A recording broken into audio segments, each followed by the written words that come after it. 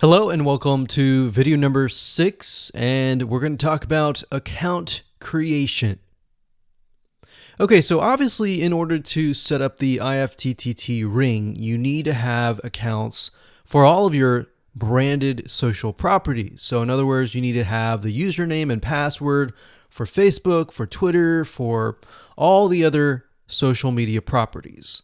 Now, obviously, if you already have some, then great. You don't have to create those. But for the ones that you do not have, you want to be able to create those. Now, while that does sound very simple, there's a few things that you really need to focus on. So to make sure that you're successfully able to do this without risking your accounts being closed, and that does happen, we're going to cover a few things that you must do with all of your accounts. In fact, some of our accounts have been banned or closed by mistake because it has to be done a certain way. So you need to make sure that you have everything correct. Now, first, you need to have an email address, preferably a Gmail account or an email account that is reliable. And you need to have one email address for that. Typically, you want to have something that is branded as well, because you never know with these social media platforms if they're analyzing every step of the process. Now, most social media accounts we have found require you to have a unique telephone number. So you will need to use either yours or you'll need to get one. If you don't have one and you don't want to use your personal telephone, there are several places to get unique telephone numbers that can be used for both voice and SMS. And the reason why you want to have it for SMS as well is because some of these social media platforms will send you a text message. Now, one in particular that we use is called line2.com. That's line2.com. And of course, there are many out there, but this is just one that we have tested and it works really well. So a lot of times when you create a brand new social media property, an account, you need to have a unique telephone number. Now, the reason for needing a unique telephone number is because most social media platforms, they really want to make sure that you are legitimate, especially nowadays. They have a lot of checks and balances and things that you need to get around to make sure that your account stays open. In fact, recently, Facebook has been on a major crackdown, especially with everything that's been going on in the news. They want to make sure that you are legit and that you are not fake. Another thing is you'll also need to have a short bio, a description about your business, your website URL, a picture that is yours, and a professional, or if you don't have your picture, you can use a professionally royalty-free stock photo. Now, why do you need all this information? Well, the reason why you need all this information is because when it comes to account creation, you are going to need to have every piece of these items in hand to copy and paste over. Obviously, if you outsource this process, it's going to be a lot easier. And with that case, you're definitely going to need these items. And it's just going to make your life a lot easier when you're able to copy and paste and all of that. Your picture is actually very important because even Facebook will review photos on all accounts to make sure that fake accounts are not created. In fact, we created an account one time and it was using kind of a fake image. And even though it was royalty free and all of that, Facebook declined it and in fact did not approve the account. So they really want to make sure that your account is legitimate. Now, it's best if you take all this information and you write it out in an Excel spreadsheet so that you have it in hand, you have the username and passwords of all the social media properties, and you can simply log in and begin to create the accounts. So those are the kind of the best practices that we have found over the years in terms of creating accounts. And while some of those seem very basic, the one that really stood out that was really important was making sure that you had that unique telephone number. Okay, so hello and welcome to video number 7. We're going to talk about outsourcing. So, as you can imagine, creating a ring is very time consuming, especially depending on how big the ring is and how many rings there are and all of that. So, it can go anywhere from a few hours to a few days to even a few weeks. And that's the reality of it, is it takes hard work, but once it is set up and running, then you will begin to get better search engine ranking and you'll be able to get more exposure. So like I said, it can take a week or two for someone who's never done this before. In fact, if you outsource it, it's most likely going to take about a week for somebody who knows how to get things done, because account creation takes a lot of time, and then connecting everything from the triggers to the if else statements and all of that. So what we found over the years is outsourcing is worth it. It's only about $50 to $100 if your 2 weeks are worth more. Obviously, if you're struggling with money and time is of essence and you have a lot of time, then you can set these up yourself. But for the most part, we found that you really need to focus on your business and on whatever you're promoting. So go ahead and outsource this and it'll be worth your while. So let's discuss where you should go to find someone. And lucky for you, we've actually used several of these places. So we will show you particular vendors and freelancers that we have used so that you can simply just copy and paste.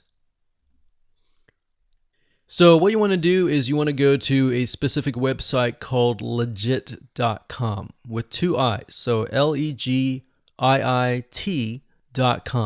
And when you get to this page, you want to type in IFTTT up at the top in the search bar, click enter, and then you're going to see a bunch of freelancers that can provide this service. So as you can see here, it says I will create an IFTT network, and as you can see, there are like 4 different rings. So typically one ring will cost you about $50. So this guy here, his name is Gemini Guy. We've actually used him before and gotten fairly good results. And what he'll do is all you have to do is give him the information for, like I said, the accounts, and have the username and password. And what we usually do is we create a brand new email account. So it's nothing related to the old business accounts or anything like that. So it's a new email account, all the information on a spreadsheet, and then we send it over to him. He creates the accounts, and then he logs into your IFTTT account, which you'll need an account for that as well. And then he'll set everything up. There's a lot of people that are doing this type of stuff. Some are doing like video embeds. And that's another thing with YouTube. One ranking factor is the more embeds, the better. But the more embeds that are done on a branded social property or a property that is actually related to your theme, that is actually better. The reason why is an embed is kind of considered a backlink to YouTube. So if we were to create a IFTT network that is specifically creating as many embeds in different social media properties, that can help as well. So we can have a ring or several rings, and on top of that, we can have video embeds. Now, the nice thing about legit.com is it's really focused on a lot of online marketing, SEO, and other different services like backlinks, PBN links, and all of that. But what we found is you don't want to get too fancy. You want to start out slow and work your way up. Because if you start just throwing a bunch of backlinks or even video embeds right away, it doesn't look natural, right? If you release a piece of content, sometimes it can take a week or weeks until you start getting hundreds or even thousands of likes or engagement. So you don't want to throw thousands or even hundreds of thousands of backlinks right away, right? So that's not going to look natural. And going back to what we talked about earlier in the previous videos, does it look natural? If it doesn't look natural or doesn't seem natural, then that can be a problem. So legit.com is an awesome site to go to. And this guy right here, Gemini Guy, like I said, is someone that we've used. Now, obviously you can go to these other people and look at the reviews and see if they have good reviews and see what other people are saying. Hello and welcome to video number 8. This is all about testing and making sure that you understand how to test it to make sure that it works. Because I will say, once these are set up, a lot of times, sometimes they work. A lot of times, sometimes one of the items throughout the line does not work. So I'm going to show you how to troubleshoot it. So whether you created the ring yourself or you hired somebody to do it, testing is very, very important. In fact, we outsource most of our rings, but yet we still have to go back and test it out. A lot of times when these freelancers are in the mode, they'll test it out, but they're really relying on you to test it out because they can't upload a YouTube video to your YouTube channel unless they have access. And a lot of times we don't give them access for, privacy and security reasons. So let's go ahead and discuss how to do that. So let's hop on back over to IFTTT and I'll show you how you need to test things out. Okay, so we're back at IFTTT, and what I recommend that you do is you open up the Excel spreadsheet that the freelancer gives you or that you've created yourself. And on that Excel spreadsheet, it should have your username and password and all the links to all of the accounts that were created. So in that case, how do we test it out? Well, obviously we're going to need to upload a video to YouTube. Now, I'm not going to do that now, but if you upload that, everything should work throughout the network. So the way you can test things out is simply by going to the websites that are in the Excel spreadsheet. So once you go there, if it has been posted, it works. If it's not working.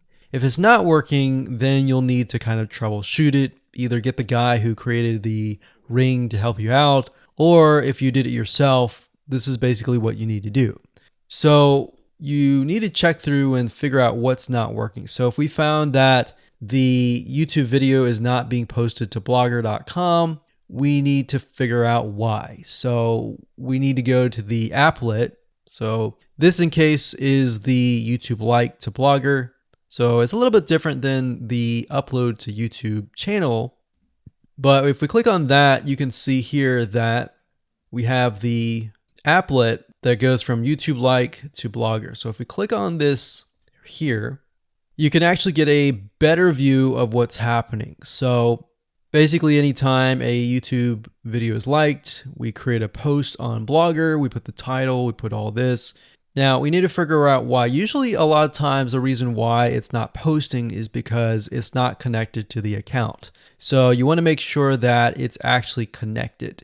If it is connected, then sometimes you'll need to look at, for example, this. Is it posting the title and maybe not the video? Or is it not posting everything? If it's not posting everything, it usually means it's a connection issue.